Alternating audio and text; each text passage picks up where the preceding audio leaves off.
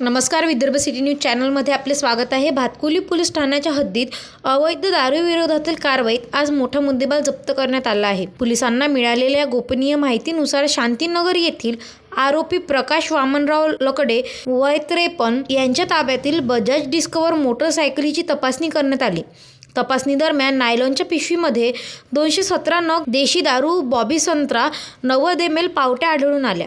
प्रत्येकी 40 रुपये दराने एकूण 8,680 रुपयाची दारू तसेच बजाज डिस्कवर मोटरसायकल 30,000 रुपये आणि रेडमी कंपनीचा मोबाईल 3,000 रुपये असा एकूण 41,680 रुपयाचा मुद्देमाल जप्त करण्यात आला। दारू वाहतूक करण्यास परवाना नसल्यामुळे आरोपी मुकदमा कलम 65E अन्वये गुन्हे दाखल करण्यात आला आहे।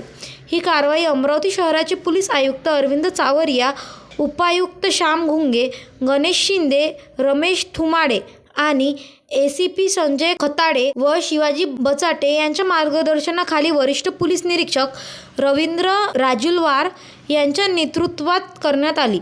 कारवाईत संजय म्हात्रे आणि पोलीस कर्मचारी टीमने सहभाग घेतला असून पुढील तपास सुरू आहे। Vidarbha city news Amravati.